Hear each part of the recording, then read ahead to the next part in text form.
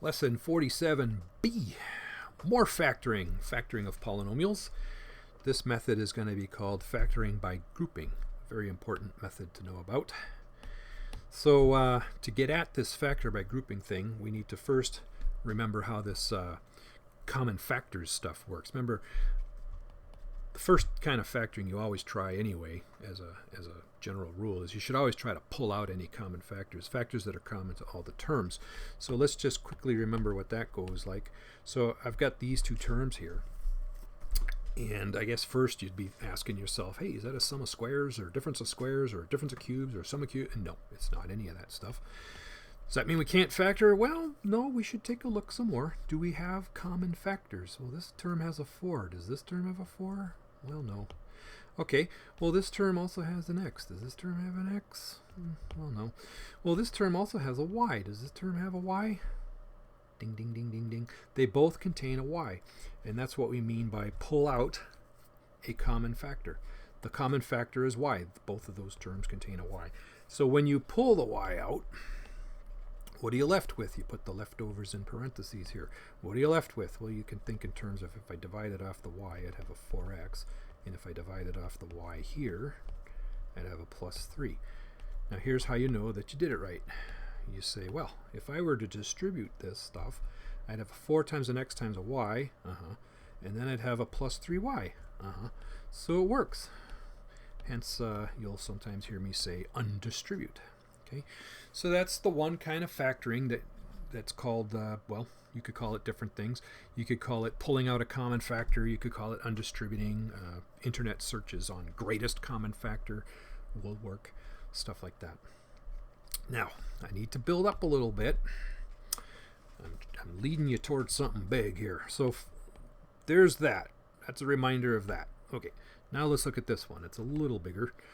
But again, you got two terms. We're not looking at squares. We're not looking at cubes. So let's look for common factors. I got a 4. Do you? No way. Nothing like a 4. By the way, the 4 has a 2 also, but that doesn't have a 2 either. So nothing there. X. You got an X? Nope, nope, nope. Y. I got more than Y. I got Y to the 5th. See, I got more than just Y. I got Y to the 5th. What do you got? I got Y to the 5th also. Oh, okay, cool then. That means Y to the 5th is a common factor. Now you want to put your leftovers in here, right? So how do you get your leftovers? You basically say, well, if I divided off the y to the 5th, I'd be left with a 4x. And if over here I divided off my y to the 5th, I'd be left with a 3. And again, in order to check yourself and make sure it's all working, you could distribute here. This would be a 4 times an x times a y to the 5th. Yep. This would be a 3 times a y to the 5th. Yep. It's working. Working like a charm. Okay, you ready? You ready? Here we go. So look at this. How many terms do you see? Well, this all counts as one term because the parentheses are grouping this y plus 1 into a single object. It's a y plus 1. It counts as a single object. So this term is a 4 times an x times a y plus 1. In parentheses, y plus 1, a grouped y plus 1, okay? So that's a term, and that's a term. Notice terms are separated by these adding and subtracting things in the middle. So I've got 2 terms here. Okay, 2 terms. Well, then we ask, do these terms have any common factors? Well, this one's got a 4. I suppose you could say it has a 2. This one doesn't. So nope, that's not in common. That's not it. Okay, well, this one's got an x. How about you? You got an x? No? Okay, well, we don't have an x in common then. Now, this one has this y plus 1. Grouped. It's grouped. That makes it a single factor. I have a y plus 1. Look at this term. Ooh. Also has a y plus 1. What does that mean? It means I'm going to pull to the front my y plus 1. And then remember how this goes. You open up a parentheses for your leftovers. What are my leftovers? Well, if I think in terms of dividing the y plus 1 out, I'll be left with a 4x. And if over here I think in terms of dividing the y plus 1 out, I'll have a 3. Now, is that really this? Is that really the same thing as this? And this is what I need you to believe. I need you to accept this. I need you to be happy with it. I need you to be uncomfortable with it. I need you to go, oh, yeah, that works. Now, how can I prove it to you? Well, one way I might prove it to you is I might ask you to think of this y plus 1 again as like a single object. So the y plus 1 is multiplying the 4x to give you this. And then the y plus 1 is multiplying the 3 to give you this. It's one way to think about it. Some people really like it when I show it that way. If you prefer, we could do a more brute force proof. Go like this. Just actually multiply all this stuff out. 4 times x times y is what you get there. This would give me a plus 3y, right? This would give me a plus 4x, okay. And this would give me a plus 3, okay. So when you multiply that stuff out, you get this. What happens if I multiply this stuff out? I'll have a 4x times y.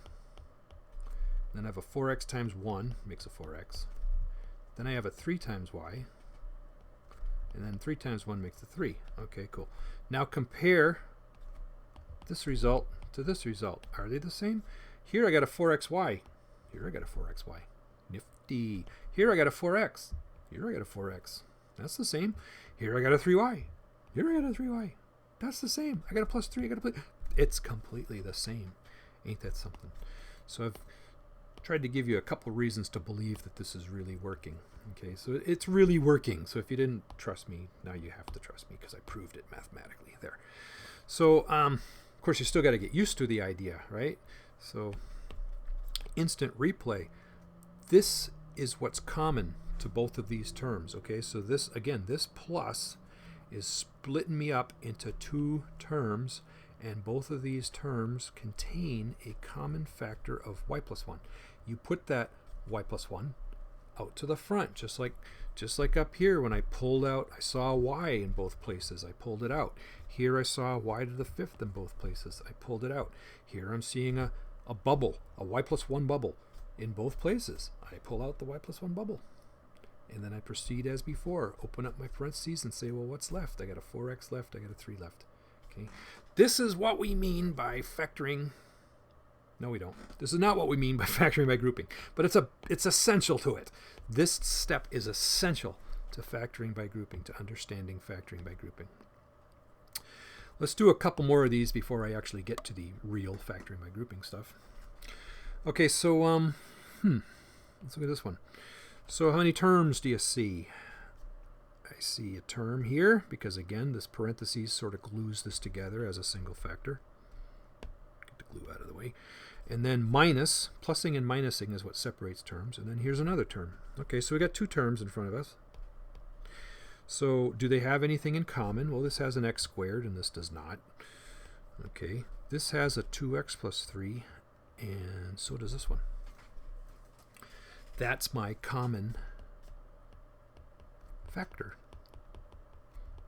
The common factor is a bigger thing than we're used to taking out, but it's a common factor.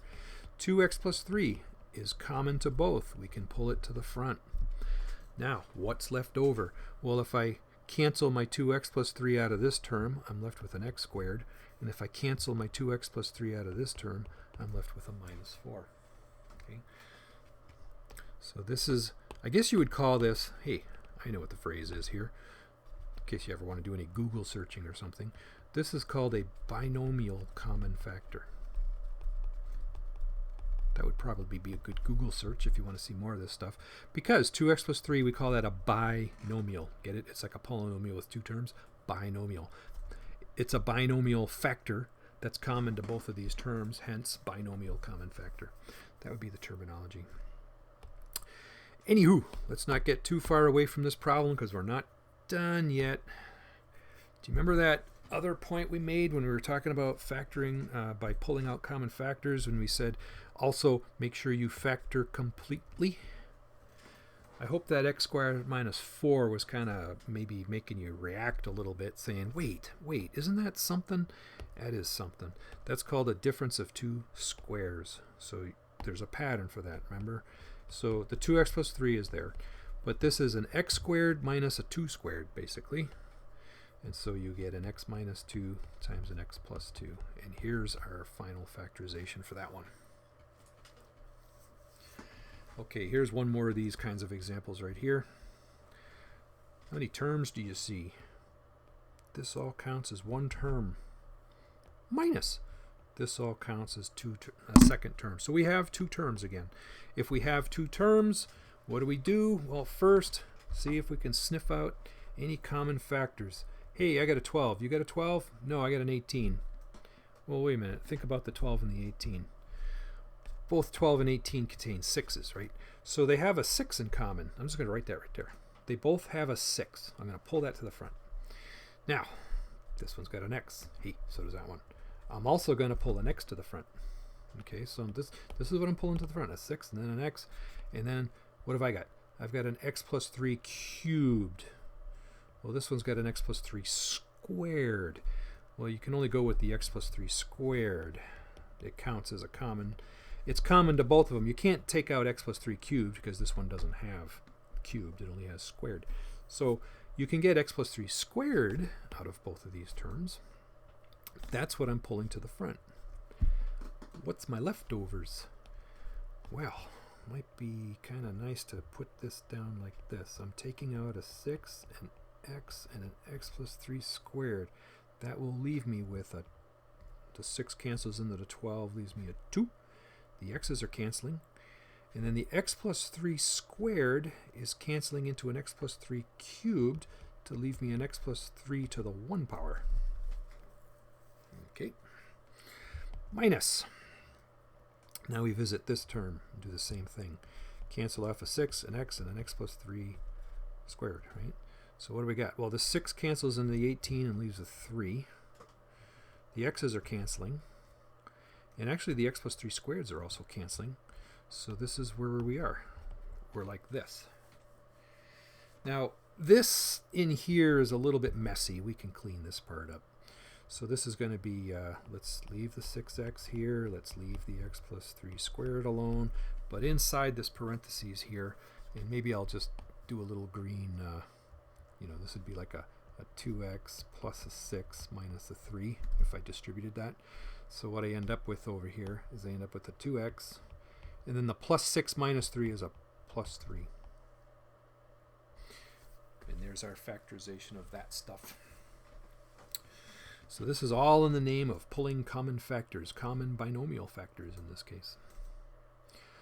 Okay, now that we've getting used to this pulling out factors stuff, even if they're big binomial factors, now we're ready to try factoring by grouping proper. This is called factoring by grouping, this page. Factoring by grouping is the thing to try when you see 4 terms. I got 4 terms here, and notice none of them are like terms. X cubed, X squared, X, that's just a constant, a number term. None of these are X terms, so I can't turn the 4 terms into 3 terms or anything. I've got 4 terms. Now, if you have 4 terms, you're going to try this kind of factoring. Again, it's called factoring by grouping. And it's a 1-2 punch. The first punch is to look at the first 2, just the first 2 terms, and say, what do they have in common? And in this case, they both contain x squared, leaving me with a 2x plus a 3. So notice I was just looking at the first 2 terms. Then you look at the last 2 terms, and that's why we call this grouping, by the way, because you kind of look at the first 2 as a group and the second term as a group, last 2 as a group, and you say, well, what does 8x plus 12 have in common? They both have a 4 in common, leaving me with a 2x plus 3. And now you see the reason for page 1. I got 2 terms here, which both contain a common factor of the 2x plus 3, so pull the 2x plus 3 to the front and put your leftovers in here. If I divide the 2x plus 3 out of this term, I'm left with an x squared. And if I divide the 2x plus 3 out of this term, I'm left with a 4. Now that's an x squared plus 4. It's not a difference of squares, so I'm done. I'm done. That's the idea of factoring by grouping. It's a 1-2 punch. First, look at the first 2 terms, last 2 terms, and take something out, and then hope that you've got a common binomial factor like we did here. You're kind of hoping for that. It's not guaranteed to happen, of course, but that's what you're kind of hoping for. Here's another example. Okay, well, I guess it's 4 terms. None of these terms are like terms, so we're stuck with 4 terms. Let's look at these first two. What's common? Got an x squared in common. If I canceled x squared from those, I'd be left with a 3x plus a 4. Okay, cool. Now, when you look at these two terms, note in particular that that's a minus. So I'm going to pull out a minus. Let's see, 18 and 24, 6. I'm going to pull out a minus 6, okay, because of that minus. Little flag there. If you got a minus there, pull a minus out. So I got a minus 6. Now, you take a minus 6 out of a minus 18x, and you're left with a 3x. That's not a 3x. I said 3x. That's what I said. Anyway, come on, you. And then be careful here. When you pull a minus 6 out of a minus 24, think in terms of if you divided a minus 6 by a minus 24 by a minus 6, that turns positive, right? That turns into plus 4. So be very, very careful about this, okay? When I had a minus minus here, I ended up with a minus there and a plus there, okay? Are you sure that's the way that's supposed to work? Yeah, because look, if I distribute, I'd have a negative 18x. This would give me a negative 24. So be very acutely aware, watch for that. Whenever you've got a minus in the middle here, okay, you got to be careful with your signs. So I took out a minus 6, and it left me 3x, and then this sign here had to change. Okay, so be careful about that. So, anywho, back to where we were before. We've gone and pulled out our x squared from the first two terms. We pulled out our 6 from the last two terms. Now I've got two terms in front of me here, and I say, oh, look, they both share a common binomial factor of 3x plus 4. Pull it out. What's that leave behind? Well, if you cancel the 3x plus 4 from here, you're left with an x squared, and if you cancel it from here, you're left with a minus 6. And by the way, x squared minus 6 is not a difference of squares, so we're done. We're done. Okay, so the main point of that second example was to point out, careful with the negative, guys. Okay. This third example makes another point, actually. So once more, we've got 4 terms. So what you do, this is the grouping part of the factoring by grouping, is you group and you group. You look at the first two, you look at the last two. So from the first two terms, I can grab x to the 5th, and that will leave me with an x minus a 2. Okay. Now, again, I've got the minus going on here, which means I'm going to pull out a minus something. Now, if you look at an x plus 2, you're like, what do you mean pull something out? There's nothing to pull out. Pull out a 1. Trust me. Pull out a 1. Or really a negative 1 in this case. Pull out a 1. So if I pull out, in this case, a negative 1. If I pull out a negative 1, this will become an x, and 2 divided by negative 1 is negative 2. Again, you can always spot check that the signs are coming out by doing this. Negative 1 times x, yep. Negative 1 times negative 2 gives me the positive 2, yep. So once more, notice that this minus plus became a minus, and then this became a minus. Okay, so be very careful with the signs. Again, I'm flagging the play because you got to be careful with the signs there. So the reason I asked you to pull out a 1 because it makes the next step easier to see. I got 2 terms, right? And both terms contain a common factor. They both contain an x minus 2. So I take that common factor. It's a common binomial factor, but I pull it out, and then I open up parentheses for my leftovers. If I divide the x minus 2 out of here, I'm left with an x to the 5th. And if I divide the x minus 2 out of here, you can see more easily that you're left with a minus 1. Now that's not a difference of squares. That's not a difference of cubes. We're just stuck. So there it is. There's your final answer. Okay, well, we got one more example to do. And I guess that's a hint and a half, right? Remember to factor completely. But I'm thinking you should have the tools from the previous pages and maybe from the last lecture. You've got the tools to do this one, but it'd be worth it to pause the video, try it yourself, see where you get stuck, if you get stuck. If you don't get stuck, congratulations. But if you do get stuck, congratulations, because it's getting stuck is how you end up learning stuff. It's getting stuck and then finding your way through, because when you're stuck, you're like, more focused. And then when you find your way through, you're like, and then you'll remember it, okay? Anywho, so pause, come back. Okay, 4 terms. None of them are like terms. I am really stuck with 4 terms. I'm going to do the grouping thing. First, I put my eyeball on the first 2 terms and I say, what do they got in common? Those 2 terms have x to the 4th in common.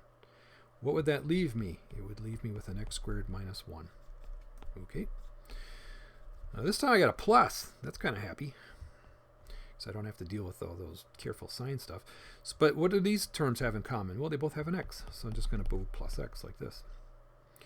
Now if I pull an x out from this term, I'm left with an x squared. And if I pull the x out of this term, or rather, it might be better to just think of it as I'm dividing out the x, right? So I'm left with a minus 1. So that's what you get when you do the pull something from the first 2, pull something from the last 2 trick. Now, I got 2 terms here, right? That's a term plus that's a term. Both of these terms share a common factor of x squared minus 1. Pull that common factor to the front, undistribute it, so to speak. Put your leftovers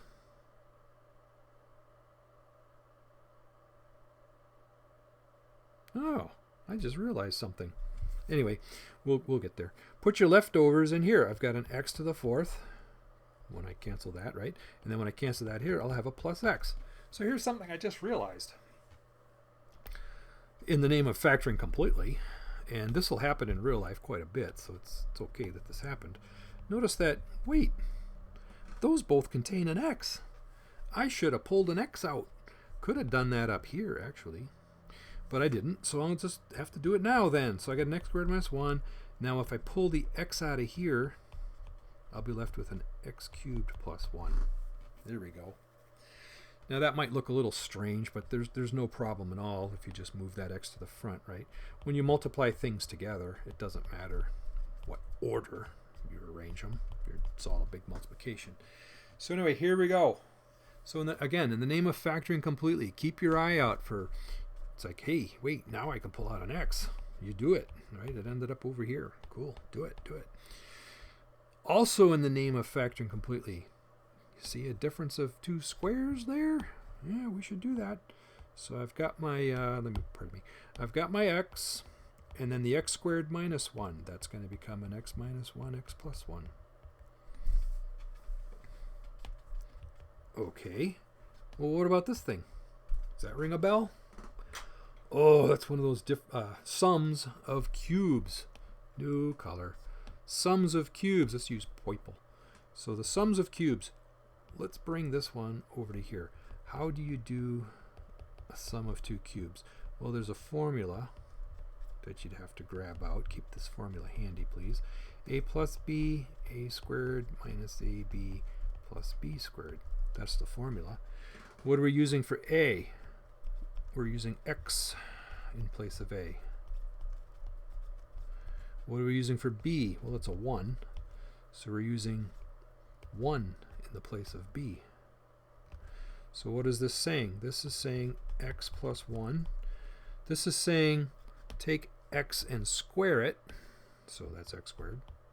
This is saying minus. This is saying x times 1, which is 1x, which is x. And then this is saying plus.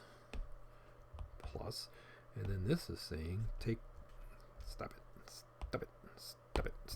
What? Gosh, go down. How am I supposed to get rid of this? Okay. Anywho, where were we? Oh, I remember. We were taking the 1, putting it here and squaring it, so that gives you basically a 1. And so that's how you factor the x cubed plus 1. So continuing then, we could just kind of put that stuff on here. There. Now I've got all my pieces. Noticing that I've got 2 of these, you could rewrite this way. X minus 1, x plus 1 times itself means x plus 1 quantity squared, and then x squared minus x plus 1. What a nice factorization that one is, huh? That was a good problem. I like that one. And we're at the end. So there's your factor by grouping. So page 2 can, well, page 1 is where I try to train your eyeball to, be happy with this kind of thing. That counts as a common factor to pull out, right? These binomial common factors. But once you're comfortable with binomial common factors, page 2 is the whole big essence of factoring by grouping. Look at the first two, look at the last two. Pull something from the first two, pull something from the last two, and then you're back to page 1 type stuff. Try to pull out the common binomial factor. Be very careful about a negative in the middle. This is my tip about, even if you can't pull something out, pull out a 1. And then this problem was just a beauty. Oh yeah, that's got to go on a test someday, doesn't it? I think so. Oh yeah. Well, enjoy that.